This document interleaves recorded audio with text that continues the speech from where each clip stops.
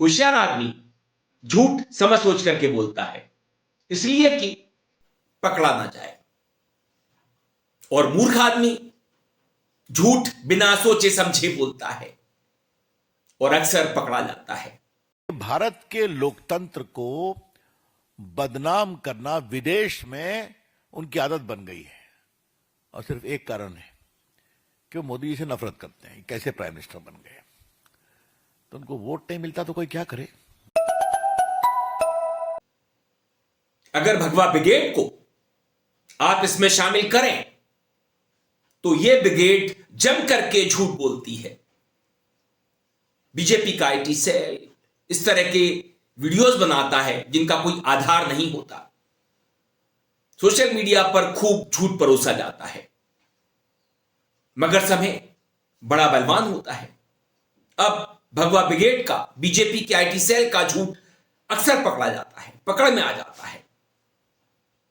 अब देखिए, कंगना रनौत को फिल्में चलती नहीं है, मंडी से सांसद है, वहां भी कितना काम करती है, कितना टाइम पास करती है, इसके बारे में कोई ठीक ठीक बता नहीं सकता। मगर कंगना है कि बोलने से पीछे नहीं हटती, मोदी को खुश करने के लिए बोलती रहती है। कंगना ने जब राहुल गांधी को लेकर के टिप्पणी की कि राहुल गांधी के सामने मैं असहज महसूस करती हूं, वो टपोरी जैसा व्यवहार करते हैं, गजब की बात है ना। हम महिलाओं को बहुत ज़्यादा उनको देखकर जो है अनकंफर्टेबल भी फील होता है, क्योंकि एकदम जैसे टपोरी की तरह वो आते हैं और किसी को भी तू ऐसे करके तू तड़ाक करते हैं। ऐसे कोई इंटरव्यू दे रहा हो तो उनको वो एक तरह शूटिंग कॉल्स करते हैं, आजा आजा मेरे साथ, तो I am telling you it is very uncomfortable the way he conducts himself. He should see his sister. उनका कॉन्डक्ट, उनका बिहेवियर कितना अच्छा है, कितना जिसे कह सकते हैं एटिकेट्स उनके बहुत अच्छे हैं, लेकिन Rahul Gandhi himself is a shame, I must say. Rahul Gandhi जो एक गंभीर राजनेता है, महिलाओं का सम्मान करते हैं। From a different party now, but I started out from the Congress party. I have had the opportunity to work with Shri Rahul Gandhi for about a decade plus, and I have never felt that he did not have any respect for women or he made them feel uncomfortable. These are unnecessary charges. You can have political differences, you can have very bitter differences, bitter thought processes, but making personal allegations like this is very unfortunate. और भगवा brigade के बारे में तो मशहूर है, ये लोग सड़कों पर भी कान का डालते हैं। ऐसे में कंगना अगर राहुल गांधी के सामने आकर के असहज महसूस करती है तो इससे बड़ा सदी का मजाक हो ही नहीं सकता। जो कंगना आदित्य पंचोली के सामने, आध्यात्म सुमन के सामने कभी असहज ना हुई हो, खूब खेली हो, वही कंगना अगर राहुल गांधी के सामने आकर के असहज महसूस करने लगे तो हंसी आएगी, उसका मजाक ही उड़ेगा। इसलिए कंगना को लेकर के तरह तरह की टिप्पणियां की जा रही हैं सोशल मीडिया पर, किसे अपना इलाज करा लेना चाहिए, ये मानसिक रोगी है।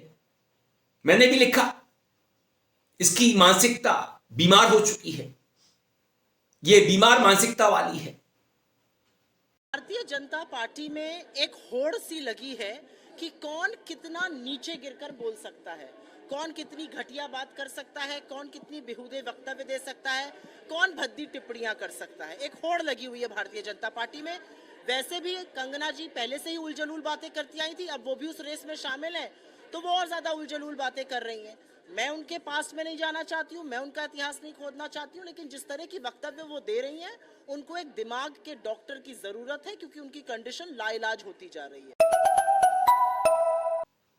कम से कम कंगना को अपने आका को खुश करने के लिए कुछ भी नहीं बोलना चाहिए। और जब तुम समझ सोच करके नहीं बोल सकते तो बोलते क्यों हो?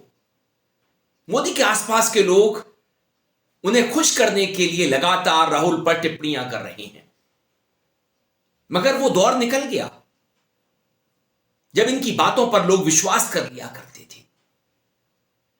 राहुल गांधी ने खुद को एक गंभीर राजनेता साबित किया है, जो मोदी के सामने सवाल खड़े करता है। कल मैं पार्लियामेंट में मैंने मतलब एप्स्टीन शब्द बोला और स्पीकर साहब ने कहा नहीं नहीं नहीं नहीं नहीं नहीं नहीं नहीं नहीं। मैंने कहा कि देखिए मामला एनर्जी सिक्योरिटी का है, मामला एनर्जी सिक्योरिटी का है। मामला यह है कि गैस सिलेंडर नहीं मिल रहा, हमारी एनर्जी सिक्योरिटी कॉम्प्रोमाइज कर दी गई है। आज अमेरिका कहेगा कि अगर हम रूस से गैस तेल खरीद सकते हैं, अमेरिका कहेगा अगर हम ईरान से, इराक से, किसी और से खरीद सकते हैं, मतलब एनर्जी सिक्योरिटी कॉम्प्रोमाइज हो गई। उसके बाद मैंने बोला क्यों हुई, और मैंने कहा ये जो हरदीप पुरी बैठा है, ये जिसको आपने ऑयल मिनिस्टर बनाया, ब्यूरोक्रेसी से उठा के ऑयल मिनिस्टर बना दिया, ये पहला कॉम्प्रोमाइज है। इसका तो नाम उधर एप्स्टीन फाइल में है, तो उसका दोस्त है।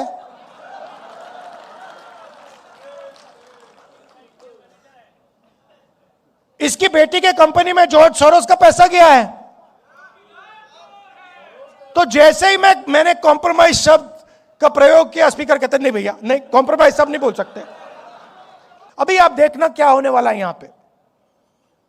ये स्टेट ऑफ हॉर्मुज जो बंद हुआ है, अभी आप देखना हिंदुस्तान में क्या होने वाला है। अभी तो शुरुआत हुई है। क्यों? क्योंकि नरेंद्र मोदी ने हिंदुस्तान की एनर्जी सिक्योरिटी अमेरिका को दे दी। क्योंकि नरेंद्र मोदी एप्स्टीन के कारण, अदानी के कारण, अपने फाइनेंशियल स्ट्रक्चर के कारण कॉम्प्रोमाइज्ड हो गए हैं। नरेंद्र सरेंडर हो गया है। सवालों के जवाब राहुल को मिले ना मिले, लेकिन उनके सवाल लोगों में एक उम्मीद जगाते हैं, राजनीति में एक नई उम्मीद पैदा करते हैं। इसलिए पूरी भगवा ब्रिगेड को, मोदी के आसपास के लोगों को, कंगना समेत इस बात पर विचार करना चाहिए कि उनकी कही हुई बातों को, राहुल को लेकर की गई टिप्पणियों को लोग कितना गंभीरता से लेते हैं। अब लोग इनका मजाक उड़ाने लगे हैं। लंबी फेहरिस्त है, रविशंकर प्रसाद, संबित पात्रा, निशिकांत दुबे, गिरिराज सिंह, तिवारी और न जाने कितने नाम हैं। लंबी फेहरिस्त है जो राहुल को लेट डाउन करने में लगी रहती है, उनको नीचा दिखाने में। मगर वास्तविकता यह है कि आप जब खुद ही अच्छे नहीं हैं, आपने डिलीवर नहीं किया है, फिर आप राहुल को एक कम गंभीर राजनेता साबित नहीं कर सकते। क्योंकि राहुल की गंभीरता संसद से लेकर के सड़क तक नजर आती है। लोग राहुल को गंभीरता से लेते हैं और इन लोगों को हल्के से। मोदी भी अब कहां दिखाई देते हैं, नाम के प्रधानमंत्री रह गए हैं। मोदी भारी दबाव में है, न सिर्फ देश की जनता के, बल्कि ट्रंप के, बेंजामिन नेतन्याहू के और दुनिया भर के। क्योंकि जिस रास्ते पर मोदी चल रहे हैं वो रास्ता बर्बादी की ओर जाता है। वीडियो पसंद आने पर आप इसे लाइक करें, दोस्तों साथियों में शेयर करें, चैनल को सब्सक्राइब भी कर दें, बेल आइकन का घंटी जैसा बटन जरूर दबाएं जिससे कि आने वाली वीडियो की आपको नोटिफिकेशन मिल सके। आप अपनी प्रतिक्रिया मेल आईडी और कमेंट बॉक्स में दे सकते हैं। मैं था आपके साथ अरविंद, आप देख रहे थे मुझे अपने ही मंच अरविंद तुलसी पर। नमस्कार।